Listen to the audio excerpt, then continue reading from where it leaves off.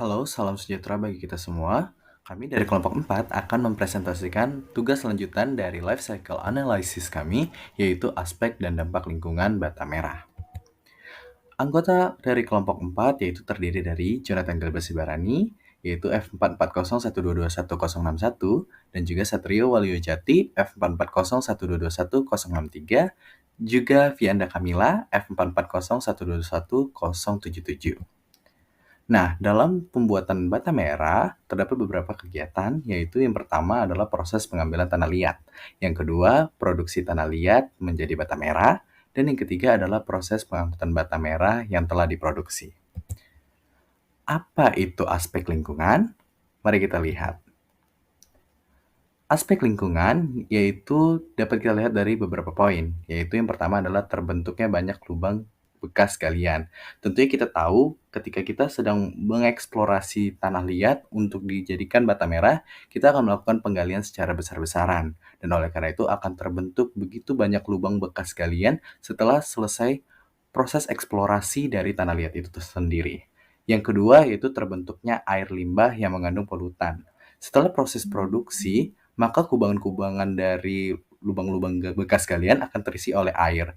Dan kemungkinan besar tanah liat yang telah terkena zat kimia adiktif akan bercampur bersama dengan air hujan di dalam bekas galian tersebut. Dan hal itu dapat merusak zat hara di dalam tanah.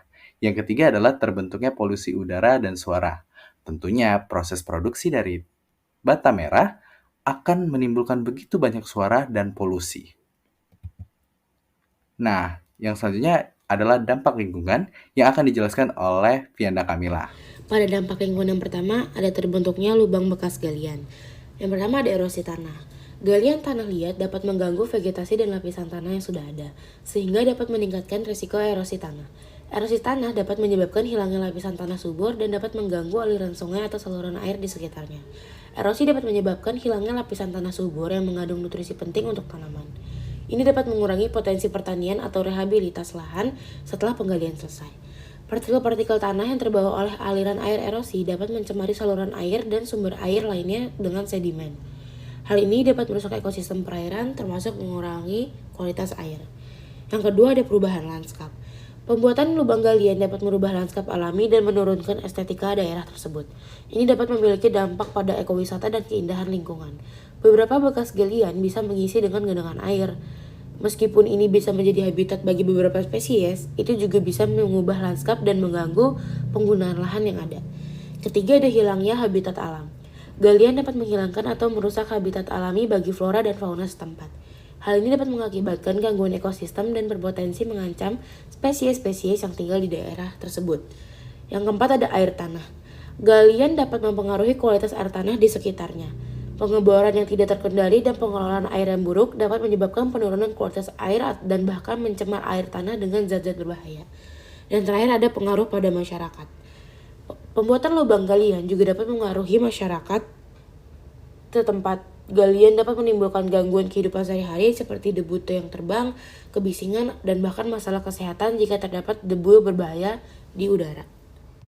Yang kedua, ada terbentuknya air limbah yang mengandung polutan. Dalam pembuatan bata merah akan menghasilkan air limbah yang mengandung polutan. Hal ini dapat disebabkan oleh proses-proses dalam pembuatan bata merah. Yang pertama ada penggalian tanah liat. Proses pembuatan bata merah dimulai dengan penggalian tanah liat. Hal ini dapat menghasilkan air limbah karena tanah liat yang digali seringkali mengandung air. Dan air ini dapat mengandung partikel tanah liat dan mineral yang dapat mencemari air. Kedua, ada proses pencampuran dan penghalusan. Pada pembuatan bata merah akan terjadi proses pencampuran antara tanah liat dan pasir. Pada saat proses ini, debu dan partikel halus dapat terkikis dan mencemari air. Ketiga ada limbah penggilingan. Dalam beberapa kasus, batu bara digunakan sebagai bahan bakar dalam proses pembuatan bata merah. Abu terbang dari batu bara ini yang terbakar dapat mencemari air limbah. Dan keempat ada limbah kimia. Beberapa pabrik bata merah mungkin menggunakan bahan kimia sebagai bagian dari proses produksi atau untuk membersihkan peralatan. Limbah kimia ini juga dapat mencemari air sehingga menghasilkan air limbah yang mengandung polutan. Dampak lingkungan pada pembuatan bata merah yang ketiga, yaitu terbentuknya polusi udara dan suara. Dalam pembuatan bata merah akan menghasilkan polusi udara, yaitu yang pertama pada proses pembakaran batu bata. Proses ini akan menggunakan bahan bakar seperti kayu, batu bara, atau minyak tanah. Pembakaran ini akan menghasilkan emisi gas berupa CO, NO2, dan SO2. CO adalah gas beracun yang dapat berbahaya bagi manusia dan hewan. Pemaparan jangka panjang atau paparan tingkat tinggi CO dapat menyebabkan masalah kesehatan, termasuk gangguan pernapasan dan masalah jantung. CO tidak secara langsung merusak lingkungan, tetapi dampak kesehatan manusia yang disebabkan oleh CO dapat mengganggu ekosistem. Gangguan terhadap manusia dapat mengganggu rantai makanan dan dinamika populasi di lingkungan tersebut. NO2 dapat mempengaruhi kesehatan manusia dengan menyebabkan masalah pernapasan, iritasi mata, dan peningkatan risiko penyakit pernapasan. Yang kedua, pada proses penggilingan tanah liat atau tanah lempung akan menghasilkan debu atau partikel-partikel padat yang dapat terbawa angin dan mencemari udara. Selain polusi udara, pembuatan bata merah juga akan menghasilkan polusi suara. Yang pertama, mesin-mesin berat. Mesin-mesin yang digunakan untuk penggilingan, pemadatan, serta mesin cetak akan menghasilkan suara yang cukup tinggi saat proses produksi. Yang kedua, kendaraan pengangkut. Proses pengangkutan ini akan menggunakan truk besar atau kendaraan berat yang dapat menimbulkan polusi suara di sekitar pabrik. Polusi udara dan polusi suara dari pembuatan bata merah dapat memiliki dampak negatif pada lingkungan dan kesehatan manusia.